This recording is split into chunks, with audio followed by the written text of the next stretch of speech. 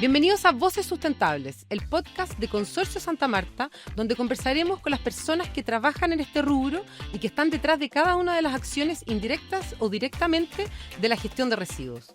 Conversaremos sobre economía circular, innovación, generación de energía, entre otros temas.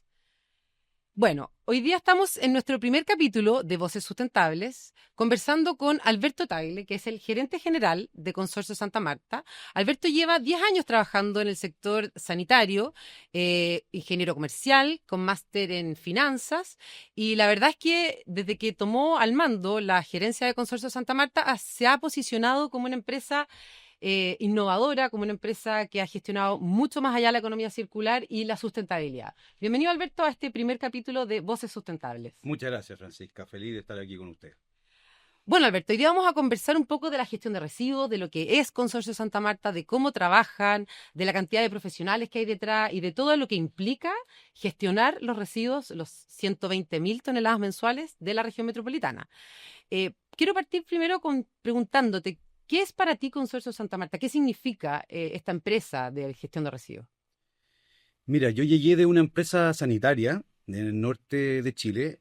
Llevo 7 años en Consorcio Santa Marta y me parece que es un servicio muy, muy similar. O sea, esto es un servicio sanitario, no es el agua potable, no es el alcantarillado, es la gestión de los propios residuos y representa una infraestructura crítica para una ciudad. O sea, hace pocos días yo estuve en una charla de un premio Nobel de Economía y él proponía para Chile construir nuevas ciudades. Y construir una ciudad significa, por ejemplo, planificar el agua potable, planificar la energía eléctrica y planificar la gestión de residuos. Entonces, esto representa una infraestructura que es esencial, un servicio que es básico para la población y es muy relevante también para el medio ambiente. Y Alberto, para que nos cuente un poco y la gente pueda entender cómo opera Santa Marta, cómo funciona un relleno sanitario, porque la verdad es que yo creo que muy pocos saben qué es lo que pasa después de botar el papel al basurero y que se va en el camión recolector. Y después nadie se entera y ni nadie supo qué pasó con esa basura. Cuéntanos un poco cómo opera Santa Marta, qué es lo que hacen. Santa Marta recibe los residuos, los camiones recolectores que pasan por las casas en una estación de transferencia, la estación de transferencia Puerta Sur, en la comuna de San Bernardo, y luego nosotros llevamos esos residuos en camiones de mayor tamaño, buscando siempre eficiencias logísticas al relleno sanitario. En el relleno sanitario finalmente se le da la disposición final a estos residuos y un tratamiento haciéndonos cargo un poco de los 3 estados de la materia, del estado sólido, que son los propios residuos, del estado líquido, que son los líquidos lixiviados que se generan a partir de la degradación de la fracción orgánica de los residuos, y también del gas. Hay un gas que se genera, un biogás, con un 50% de composición de metano, y hoy día lo que estamos haciendo con eso es transformar ese pasivo ambiental en energía eléctrica renovable que se inyecta al sistema eléctrico nacional. O sea, un relleno sanitario gestiona los residuos y generamos energía a partir de esos residuos. Sí. Eso es lo que lo está contando. Y en el fondo, ¿qué pasaría si una infraestructura de este tamaño, que recibe esta cantidad de toneladas de residuos, en la ciudad dejara de operar por un día? ¿Qué pasaría? ¿Qué pasaría con la ciudad? ¿Qué implica? Bueno, sería muy complejo que Santa Marta u otro relleno sanitario deje de funcionar. Significa que no tienes dónde dejar los residuos abiertamente, que puede haber proliferación de vectores, pueden haber enfermedades, malos olores, y la verdad es que es una situación que no es posible para una ciudad sostener por más de 1 o 2 días, y por lo tanto ahí entra el concepto de resiliencia. Nosotros somos instalaciones que tenemos que finalmente dar la tranquilidad a la ciudad de que en cualquier circunstancia vamos a seguir operando, y eso nos lleva, por ejemplo, a tener duplicidad en algunos activos críticos que nos permiten dar esa tranquilidad de que bajo cualquier circunstancia nosotros vamos a seguir operando y recibiendo residuos. Esto incluyó, por ejemplo, la pandemia, no sé cómo vivieron la pandemia o desastres naturales, los terremotos o lluvias, incendios, qué sé yo, ¿qué pasa con este tipo de instalaciones cuando hay quizá eventos que escapan a nuestras manos? Bueno, tenemos profesionales con mucha experiencia. El tema de la lluvia, por ejemplo, ya están acostumbrados a abarcarla, se construyen sitios especiales para ese tipo de situaciones, Pero la pandemia fue un desafío muy especial, o sea, nadie se imaginó que iba a ocurrir una cosa de este tipo y nosotros rápidamente obtuvimos los permisos, los salvoconductos para poder seguir trabajando y nos significó, por ejemplo, que nuestro personal no era de los que podían ir a hacer teletrabajo o trabajar remotamente, sino que teníamos que seguir en terreno prestando este servicio. Fue un desafío importante, pero logramos sortearlo muy bien. ¿Mm? Bueno, quizá ahí uno se da cuenta que efectivamente es un servicio esencial, porque en el fondo en la pandemia solo los servicios esenciales quedaron operativos para poder ir a trabajar al lugar de trabajo finalmente. Claro, sobre todo los primeros días. Después ya se fue un poco relajando, se extendían más salvoconductos, pero inicialmente nosotros, el gobierno nos reconoció como un servicio esencial y rápidamente se preocuparon de nosotros y darnos todas las facilidades para que siguiéramos recibiendo los residuos. Oye, Alberto, y para entender un poco, porque la gente en la cabeza, todos tienen el concepto de vertedero. O sea, ha costado mucho sacar la palabra basural o vertedero de la mente de las personas. Yo creo que todos se quedaron con la imagen de un lepanto. Pero ¿cuál es la diferencia entre un relleno sanitario y un vertedero basural? Un vertedero es un sitio de disposición que puede o no tener permisos ambientales, resolución de calificación ambiental, pero no es una instalación de ingeniería. Un relleno sanitario tiene especialistas en distintas áreas de la ingeniería. Nosotros nos hacemos cargo de la fracción sólida, de la fracción líquida, de la fracción gaseosa de los residuos. Hay especialistas ingenieros en cada una de esas áreas. Un relleno sanitario impermeabiliza las capas de tierra con 5 capas de geomembrana, geotextil, bentonita, etcétera, que permiten cuidar el terreno. Luego los residuos se disponen, se compactan con maquinaria pesada, se tapan, se cubren con un material térreo y de ahí tenemos hoy día alrededor de 600 pozos que tienen muchos de ellos dos funcionalidades. Por un lado se extraen los líquidos lixiviados, que son conducidos de manera gravitacional a una planta de tratamiento de lixiviado de lodos activados similares a las plantas de tratamiento de las empresas sanitarias. Y por otro lado, esos pozos se extrae biogás, que lo conducimos a una planta de tratamiento, biogás se purifica y generamos energía eléctrica. Entonces, finalmente, un relleno sanitario es una empresa compleja que abarca muchas áreas de la ingeniería, muchos especialistas y que le damos un trato a los residuos preocupados por el medio ambiente, preocupados de cumplir la normativa y también ocupándonos mucho de las comunidades aledañas y de la influencia que esto puede tener en la gente. Y eso es un trabajo que lo hacemos específicamente contigo, con tu área. Y tú hablas mucho de la resiliencia operativa, de la resiliencia de este tipo de infraestructura. ¿En qué se traduce eso? ¿Cómo lo plasmas dentro de esta infraestructura? Mira, nosotros dijimos que no podemos parar de operar ningún día y eso significa, por ejemplo, tener duplicidad de infraestructura, duplicidad de algunos activos, tener turnos con la gente que permitan finalmente nunca parar de entregar nuestros servicios, o sea aquí Navidad, Año Nuevo, pandemia, 18 de septiembre, inundaciones, varias cosas complejas que nos toca a veces enfrentar de la naturaleza en nuestro país. Nosotros no podemos parar de entregar este servicio y así ha sido. O sea, como comentamos, la pandemia fue un desafío tremendo y hay muchos otros que van surgiendo. Y yo me siento muy orgulloso de que finalmente lo hemos logrado. Cuando no hay noticias en nuestra industria, significa que se está prestando un buen servicio. Muchas veces cuando tú tienes algún tropiezo, eso se sabe en la opinión pública. Entonces, estas son infraestructuras que le dan tranquilidad a la ciudad y permiten finalmente que la economía y que la vida de las personas se desarrolle con normalidad. ¿Y de qué manera, ya que hablaste de las autoridades, de qué manera, qué relación tiene este tipo de proyectos, de empresas con las autoridades? ¿Hay una regulación? ¿Cómo se controlan o se gestionan bien este tipo de infraestructura? Mira, construir un relleno sanitario parte por la obtención de diversos permisos ambientales y otros. Es muy complejo, esos son procesos largos.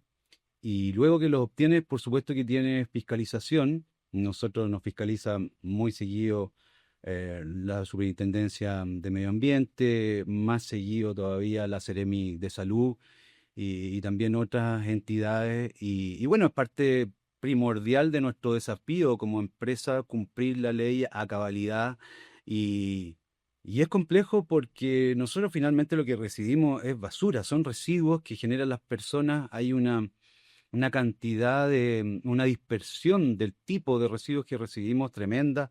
Por ejemplo, hablábamos de los líquidos lixiviados, es un material tan complejo de tratar que en la carga orgánica que tiene es alrededor de 40 veces más dura, más difícil de tratar que el agua servida que trata una empresa sanitaria. Entonces, el desafío es muy importante. Y bueno, lo tomamos con mucha alegría y también con mucha fuerza y profesionalismo. Yo creo que hay que estar a la altura. Tenemos una empresa con un equipo muy amplio y muy profesional, muy preparado. Ya gran parte de nuestros colaboradores tienen experiencia en esta industria y por lo tanto hemos logrado dar esta tranquilidad a la ciudad y de alguna manera hacer nuestra la resiliencia como parte fundamental de la estrategia de nuestra empresa. Y porque se ha hablado mucho últimamente del tema de la permisología, que en distintos ámbitos de distintos proyectos a nivel nacional. ¿Cómo afecta eso a Santa Marta? El tema de la permisología, lo lento, lo difícil, lo trabado que quizás son ciertos organismos. ¿Cómo lo enfrentan ustedes como empresa? Mira, la permisología desde una arista económica es bien compleja porque finalmente ellos se pueden demorar los servicios públicos en entregarte un permiso, una autorización, una regularización, meses, años, a veces muchos años, y si tú haces un análisis económico, un proyecto, la evaluación de un proyecto, tú le quitas 1 o 2 años de los flujos iniciales y eso tiene un resultado financiero en la rentabilidad, en la creación de valor muy significativo. La plata de hoy vale mucho más que la plata de periodos más, hacia más adelante, más futuro. Entonces, tiene un impacto bien fuerte económico, pero más allá de eso, lo importante es que, como conversábamos, nosotros tenemos que operar, no podemos parar de operar y muchas veces la regularización o algunos permisos ambientales se demoran más de lo que nosotros habíamos planificado y lo que no podemos hacer es poner en riesgo seguir entregando este servicio. Entonces, creo que ha sido muy relevante para nosotros planificarnos con mucha anticipación y ir entrando al sistema de evaluación ambiental o consultando al sistema de evaluación ambiental si la necesidad o no de ingresar una guía o un estudio de impacto ambiental con mucha anticipación. Es una industria que requiere planificación y que por supuesto a nosotros nos gustaría que la obtención de todos estos permisos fuesen más rápido. Bueno, claro. Y en esa misma línea, ¿cómo se proyecta Santa Marta a futuro? Porque la vida útil de este relleno sanitario tengo entendido que hasta el 2035 y ya quedan 10 años y tú dices que los procesos son lentos. Entonces, ¿cómo se proyecta Santa Marta a futuro? ¿Cuáles son los planes o qué, o como empresa, qué tienen para estos 10 años que quedan quizás? Mira, yo creo que como país hemos ido avanzando positivamente en factores como la ley REP, que lo que hacen es dar financiamiento a una gestión de residuos en donde pueda aumentar el reciclaje, el compostaje, la valorización de los mismos. Pero nosotros como empresa tenemos que preocuparnos, ocuparnos de todo el rechazo, de todo lo que no se valorice. Por tanto, si bien o podría darse de que se cumpla la ley REP perfectamente, sería muy bueno para el país, pero así y todo, siempre hay una fracción de residuos que van a requerir la disposición final en un relleno sanitario. Por lo tanto, nosotros proyectamos que aquí por lo menos se requieren 50 años más de relleno sanitario en la ciudad de Santiago. Y creo que la forma de tenerlos es hacerlo bien, es ser exigentes, es invertir mucho, es estar muy informado con respecto a la gestión de residuos en otros países. Y nosotros tenemos algunos proyectos de ampliación del relleno. Hay componentes de ingeniería y componentes de permisos ambientales que ya algunos de ellos están en desarrollo. Vamos a presentar probablemente un estudio de impacto ambiental pronto. Tenemos declaraciones de impacto ambiental hoy día en el sistema.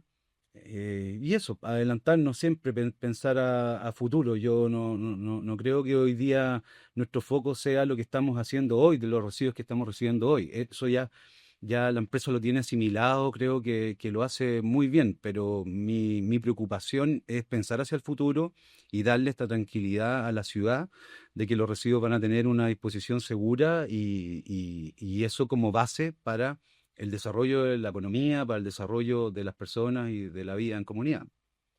Ya, y soñando un poco más, como saliéndonos de quizás los esquemas de la realidad, ¿cómo sueñas tú Santa Marta el día de mañana? Así como, pero ya soñando, como te encantaría que quizás los rellenos sanitarios fueran de otra manera, o soñando, sin ver la parte económica, como más libre? Que la parte económica es Yo, fundamental, yo sé que los Francisca. números son Mira, los fundamentales. países que son más desarrollados, más avanzados que nosotros en este sentido, tienen una cantidad de recursos asignados en torno a 4 o 5 veces lo que tenemos nosotros. Y eso es fundamental para las inversiones que se pueden hacer. Nuestros sueños están, lo hemos visto en otras partes del mundo, hay países que tienen una gestión impresionante, hay bioreactores que se preocupan de la parte orgánica y hacen algo similar a lo que hacemos nosotros como este gran reactor anaeróbico que es el relleno sanitario, pero con procesos mucho más acelerados y ese gas finalmente lo transforma en energía. Sale una especie de compost también como pasivo, que no es un pasivo porque se puede utilizar para el terreno. Hay países con tasas de reciclaje muy altas. Existe también la incineración, que es un tema que acá en Santiago por lo menos no tiene mucha lógica ambiental, pero también es una forma de hacer prácticamente desaparecer los residuos. A mí me gusta mucho la reutilización. Ojalá que las tasas de residuos que generan las personas, que entre paréntesis aquí en Chile estamos en torno a 1,2 kilos diarios, sería bueno que esas tasas vayan disminuyendo, que podamos reutilizar las cosas, de que los envases y embalajes sean más limitados. Los plásticos creo que es un producto que a mí me parece espectacular el plástico. eh, y el plástico no tiene la culpa de que finalmente termine muchas veces en un río, en el lecho de un río o en el mar. O sea, somos nosotros las personas los encargados de cuidar los envases, los embalajes, los plásticos y de finalmente disponerlos en un sitio correcto o reutilizarlos. Yo creo que la gran solución que hay para este tema o la forma de avanzar está íntimamente arraigada en la cultura, en la educación de las personas. Creo que la forma más relevante que tenemos de avanzar es invertir en educación. ¿Mm? Bueno, entonces finalmente viene siendo tarea como de todos, de varios, no solo del relleno sanitario de Santa Marta. Es un Es desafío un país. desafío común, claro. Bueno, Alberto, muchas gracias por estar hoy día con nosotros en nuestro primer capítulo de Voces Sustentables. La verdad es que un gusto haber conversado contigo. Creo que aclaraste varios puntos. La gente quizá van a salir otras dudas, pero para eso tenemos otros capítulos con otros especialistas, con otros profesionales que están detrás de este rubro. Así que agradecerle a todos por habernos escuchado, a Alberto, y nos vemos en un próximo capítulo.